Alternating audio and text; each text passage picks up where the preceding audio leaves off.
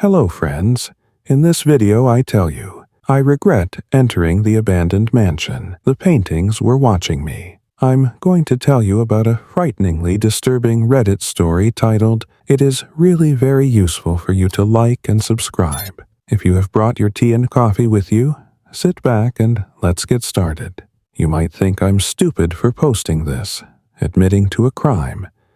And yeah, you're probably right. But I don't care anymore. The person I used to be, the guy who broke into a stranger's home for thrills and a quick payday, he's long gone. My name doesn't matter. You can call me whatever you want. Let's just say this is your anonymous warning. This all started 3 years ago, back when I was still pulling small-time jobs, mostly houses in affluent neighborhoods. I wasn't a mastermind or anything, just someone with sticky fingers and a knack for finding ways inside. When I heard about the abandoned Greystone Mansion, I thought it was the perfect score. The place had been sitting empty for decades, and rumors swirled about treasures left behind by the original owners. Of course, there were also stories about why no one stayed in the mansion for long. Ghosts, curses, people vanishing without a trace.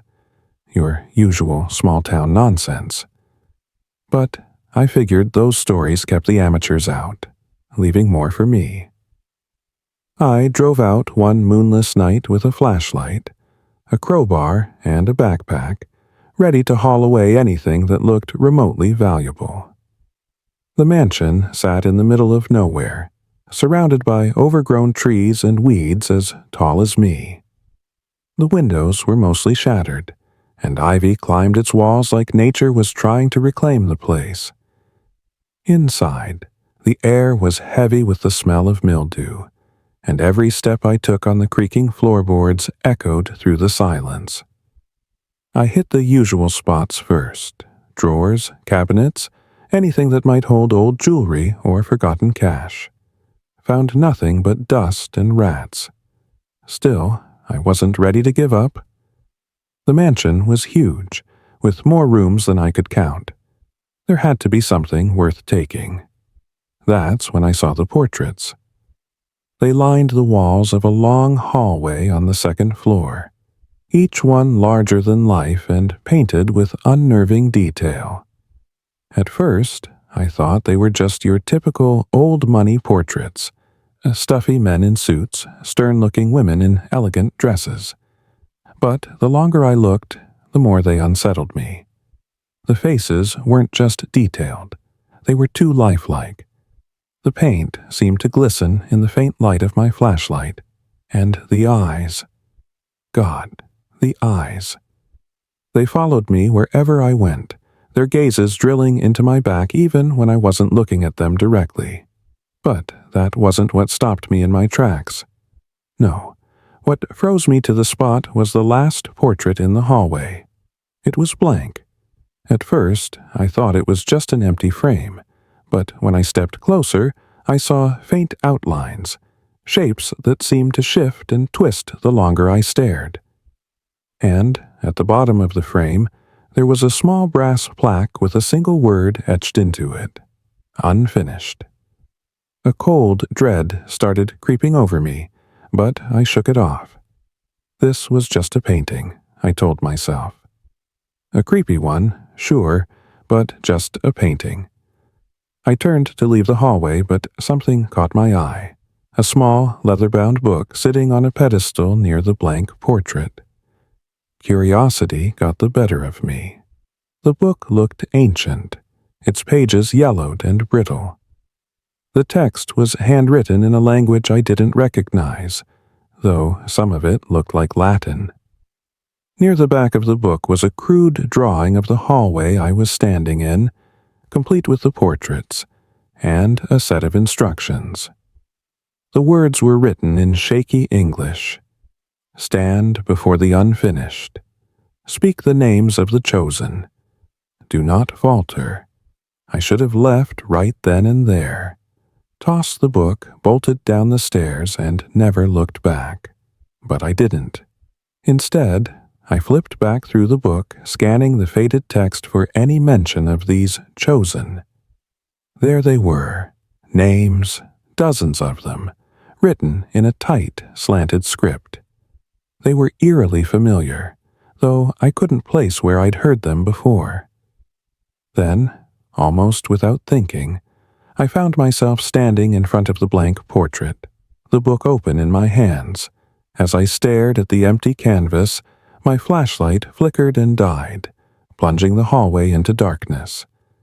The silence pressed in on me like a weight, and for a moment I considered running. But something held me there. A morbid curiosity, maybe, or sheer stupidity. I whispered the first name on the list. Nothing happened. Then the second name. Still nothing. But as I spoke the third, I heard it. A faint rustling, like fabric brushing against the walls. The hairs on the back of my neck stood on end as the sound grew louder, circling me, closing in. I fumbled for my flashlight, but it wouldn't turn on. My heart pounded as I flipped through the book, trying to figure out what I'd unleashed. That's when I felt it. A presence behind me, so close I could feel its breath on my neck. I spun around, but there was nothing there. Just the portraits, their eyes gleaming in the darkness. No, not just the portraits. They were moving. The figures inside the frames shifted and writhed, their painted expressions twisting into something unrecognizable. Their eyes burned with a malevolent light, and one by one they began to step out of their frames. Panic surged through me as I dropped the book and ran, the sound of footsteps, no, many footsteps, chasing me down the hallway. I didn't stop until I was out of the mansion, my chest heaving and my hands trembling. I never went back for the book, and I've spent every day since trying to convince myself it was all just a bad dream. But I know the truth. The eyes in those portraits weren't just paintings. They were people, real people, trapped in those frames, waiting for someone stupid enough to set them free. And the worst part, when I got back to my car, I caught my reflection in the window. For just a split second, my face didn't look like my own. It looked like a painting. I didn't go back to the mansion right away. For weeks I kept telling myself to move on, to forget. But ignoring what happened wasn't as easy as I thought it would be. It started small. At first, I'd feel like someone was standing behind me when I was alone. Just a faint pressure, like the air shifting. I told myself it was paranoia, the fallout of a bad break-in that shook me up. Then things got worse. It wasn't just a feeling anymore. I began to notice people watching me, or at least I thought they were. A guy sitting across from me on the bus would stare until I turned to meet his eyes. Then he'd suddenly glance away, like nothing had happened. In line at the coffee shop, a woman behind me would shift uncomfortably, her head angled slightly in my direction. When I turned, she'd be looking at the menu, her face calm and unreadable. At first, I chalked it up to coincidence. The mind plays tricks when you're on edge, right? But it kept happening. It wasn't just random strangers either. It was everyone, even people I knew. Friends, acquaintances, the guy at the bodega who rang me up every morning. They all started to do it. I'd catch them looking at me from the corner of my eye, their expressions blank, neutral. But when I turned my head, they'd act like nothing had happened. And then there were the smiles. Not big ones, not obvious, just the faintest curl of their lips, like they were sharing some private joke I wasn't in on. It was subtle, almost imperceptible, but once I noticed, I couldn't unsee it. They all looked like they knew something. By the end of the second month, I'd stopped sleeping. Every time I closed my eyes, I'd picture the hallway in the mansion, the way the portraits had moved, their hollow faces and grasping hands. I knew it wasn't over. Whatever I'd set free, it was still with me. I finally broke one night after a particularly bad encounter. I was walking home from the grocery store, arms weighed down by bags, when I passed an old man sitting on a bench. He wasn't doing anything, just sitting there, staring straight ahead. As I passed, I glanced at him, and his head turned to follow me. It wasn't a normal movement. It was too smooth, too precise, like the way the portraits had moved. I stopped dead in my tracks, the plastic bags digging into my hands. The old man didn't blink. "Can I help you?" I asked, trying to sound casual, but my voice cracked on the last word. He didn't answer. He just smiled. Not a warm smile, not a kind one, just that faint, knowing curl of his lips. I staggered, the bag slipping from my grip as a few cans clattered to the ground. I didn't stop to pick them up. I just left them behind and ran the rest of the way home. The next morning, I packed my things. I couldn't explain it, but I knew staying in the city wasn't safe anymore. Maybe it was paranoia, but I didn't care. I moved to a new town, rented a cheap room in a rundown motel, and tried to start over. For a while, it worked. The people here were friendly but distant. I kept my head down, took odd jobs to pay the bills, and avoided unnecessary conversations. For the first time in months, I felt almost normal again, but it didn't last. One day, I was fixing a fence for a farmer on the edge of town when I felt it again. That prickle on the back of my neck. The feeling of being watched. I glanced up, and there was a woman standing at the edge of the field, half hidden by the tall grass. She wasn't moving. Her face was partially obscured, but I could tell she was staring right at me. I called out to her, but she didn't respond. She just turned and walked away, vanishing into the grass without a sound. That night, I sat on the edge of my bed, staring at my hands. The scar on my palm from the night I shattered the display case in an antique shop had healed into a thin white line, but it still throbbed whenever I thought about the mansion. I realized then that running wasn't going to help. Whatever this was, it wasn't tied to a place. It was tied to me. I guess something in me snapped that night. Maybe it was desperation, or maybe I thought destroying the mansion would sever the connection. I didn't plan it. I just acted. I grabbed a can of gasoline from the shed behind my motel and drove back to Greystone in the dead of night. The mansion loomed ahead, its silhouette even darker against the moonless sky. The air was heavy, suffocating, as I stepped inside. The portraits were waiting, their painted eyes alive with something far worse than malice. I couldn't bring myself to look too closely, afraid I'd see them move again.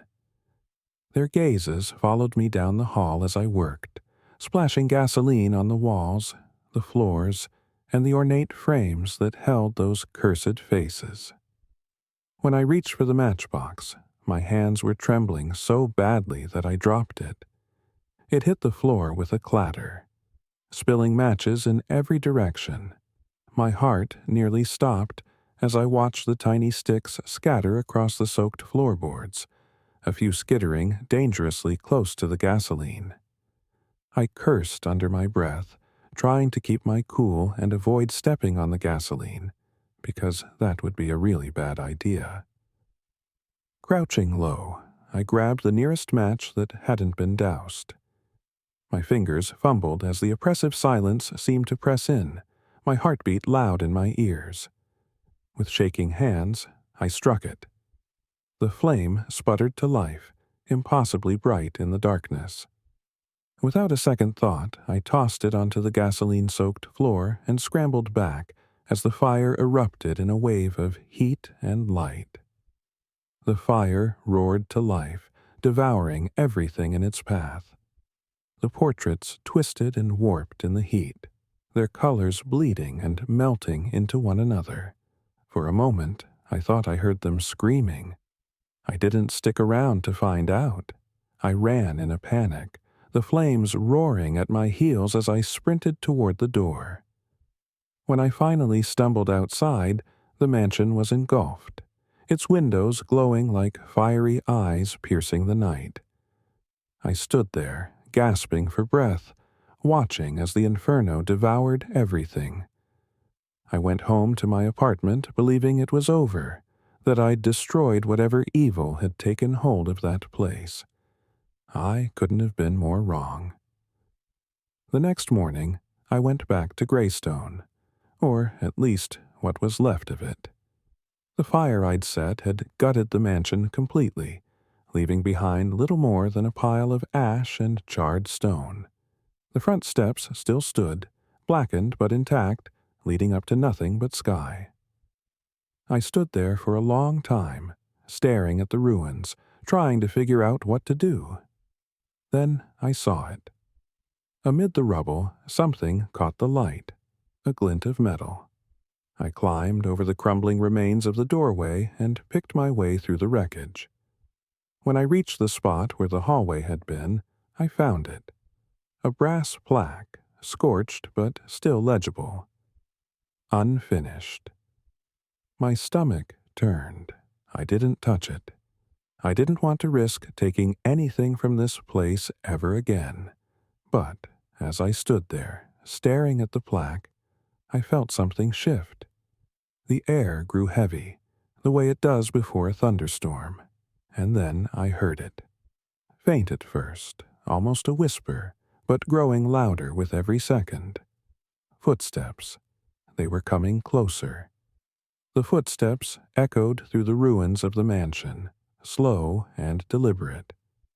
At first, I thought they might belong to another unlucky thrill-seeker who had wandered into the wreckage, but something about them felt wrong.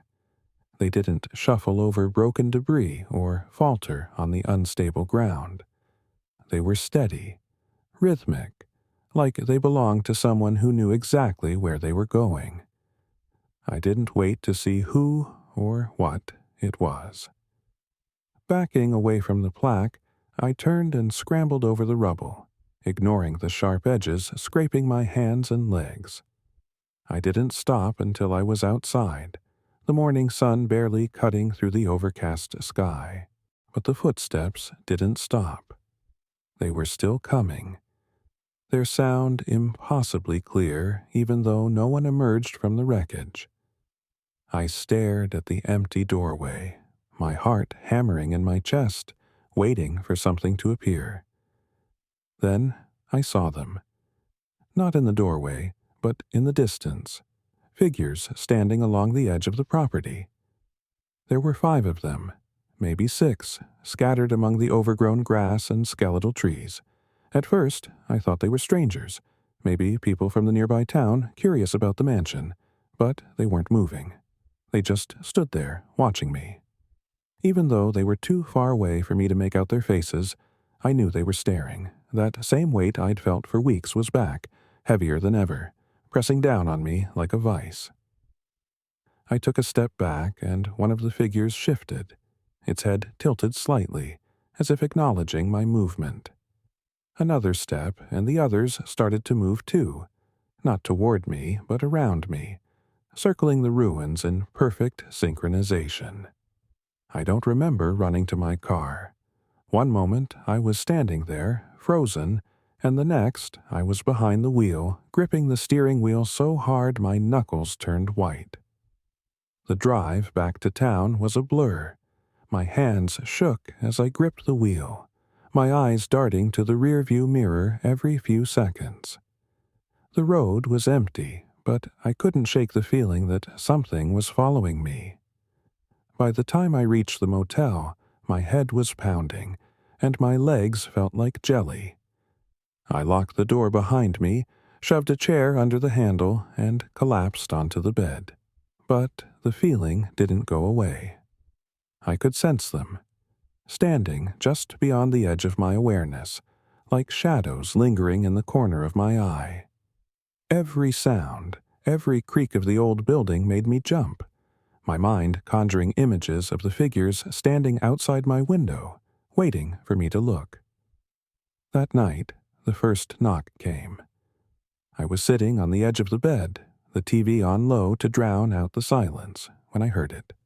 A soft, deliberate knock at the door. 3 slow raps, evenly spaced.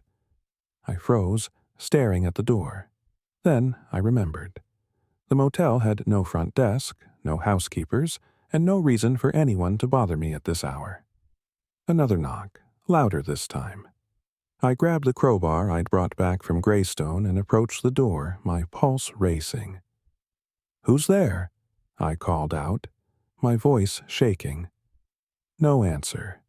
The third knock rattled the door frame, and I almost dropped the crowbar. I leaned in, peering through the peephole. The hallway outside was empty, but I knew better than to trust what I saw. I stepped back, gripping the crowbar tighter, and the knock came again, this time from the window. Spinning around, I saw nothing but the drawn curtains, but the sound was unmistakable. Someone, or something, was outside. I didn't move, I didn't breathe. For what felt like hours, the room was silent. Then I heard it. The faint creak of floorboards, not outside, but inside the room. I turned, swinging the crowbar wildly, but there was no one there. The room was empty, exactly as I'd left it, but the sound of footsteps didn't stop. They circled me, moving just beyond the edges of the light, and then the whispers started, faint and indistinct, like voices carried on a breeze. I couldn't make out the words, but I didn't need to. I knew what they wanted. The figures, the portraits, the unfinished. They weren't gone. They'd followed me, clinging to my very existence like a curse. And now they were done lurking. The whispers swelled, overlapping until they merged into a single, deafening roar. Pain shot through my skull as if it were splitting open, and I dropped the crowbar, clutching my ears in agony. "Stop!" I screamed.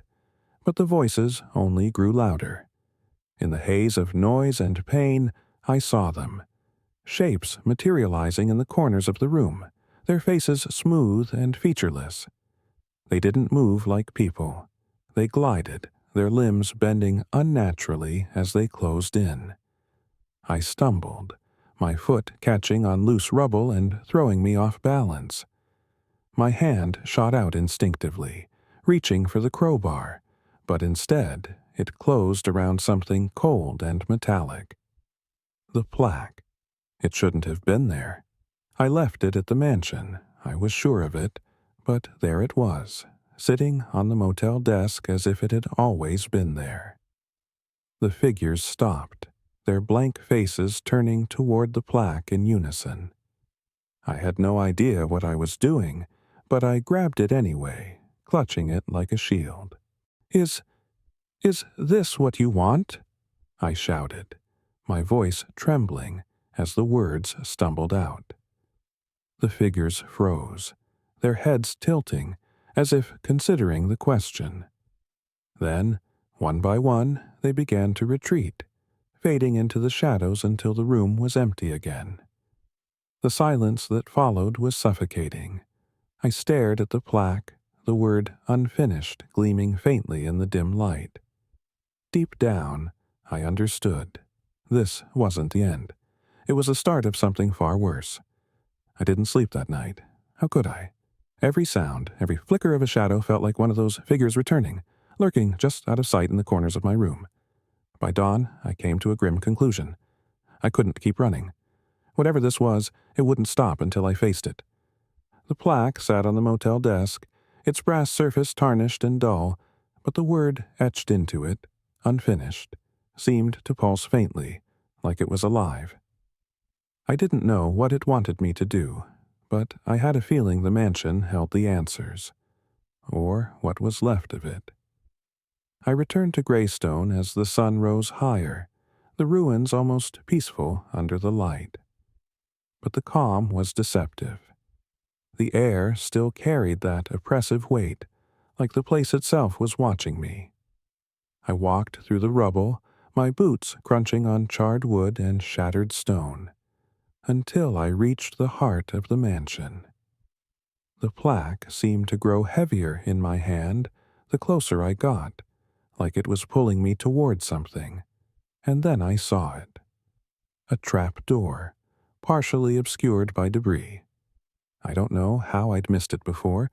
It looked old, the wood scorched but still intact, with a rusted iron handle. I hesitated, every instinct screaming at me to leave, but I couldn't ignore the pull of the plaque. I knelt and yanked the trapdoor open. Beneath it was a set of stone stairs spiraling into darkness. The air grew colder as I descended, the faint smell of ash giving way to something earthier, damp soil, rotting wood. My flashlight barely pierced the gloom, but the stairs went on and on, deeper than should have been possible. Finally, I reached the bottom. The room was small, the walls carved directly into the stone, and at its center was a pedestal. On it rested an object covered in a dark, tattered cloth. I approached slowly, the plaque in my hand vibrating slightly, as if urging me forward. With a deep breath, I reached out and pulled the cloth away. Underneath was another painting. It was just like the others, the frame ornate and gilded, the canvas impossibly detailed. But this one wasn't of a person. It was of a scene, a field, overgrown and wild, with a single figure standing in the distance. It looked familiar, but I couldn't place why, until I realized the perspective was mine. The painting showed me, standing where I'd been earlier that morning, staring back at the mansion. As I stared at the painting, the figure in it began to move, turning slowly to face me. Its features were blurred, distorted, but its posture was unmistakable. It wasn't just watching me. It was mimicking me. And then it smiled. The walls of the room trembled, dust raining from the ceiling as the figure in the painting stepped closer. My flashlight flickered, and the air grew thick, almost liquid, making it harder to breathe. I staggered back, clutching the plaque like a lifeline. The figure reached the edge of the canvas, its distorted features pressing against the surface as if trying to break free. I didn't think. I just acted. Raising the plaque, I slammed it into the painting with all my strength. The canvas tore with a sound like a scream, the edges curling and blackening as the room erupted into chaos. The walls cracked, the floor buckled, and the pedestal crumbled into dust. A deafening roar filled the air as shadows poured from the painting, swirling around me like a storm. I ran, scrambling back up the stairs as the room collapsed behind me. The shadows clawed at my heels, their whispers deafening, but I didn't stop. I burst through the trap door just as the last of the staircase crumbled into darkness. When I reached the surface, the ruins were still. The oppressive weight that had hung over the mansion was gone, replaced by an eerie calm. The plaque was gone too, along with the shadows. For the first time in months, I felt free. That was 3 years ago. I've tried to move on, to live a normal life, but there's always a part of me that wonders. The mansion's ruins were cleared a few months after I left, the land sold to a developer. They built a row of luxury homes there, all sleek glass and polished stone. I read about it in the paper, saw photos of smiling families posing in front of their new homes. But I can't help wondering if they feel it too, that faint pressure, that sense of being watched. I have stopped looking over my shoulder, stopped jumping at shadows, but sometimes, late at night when I'm alone in a room, I'll catch the faintest sound. Footsteps. Not close. No. But they're there. They're always there.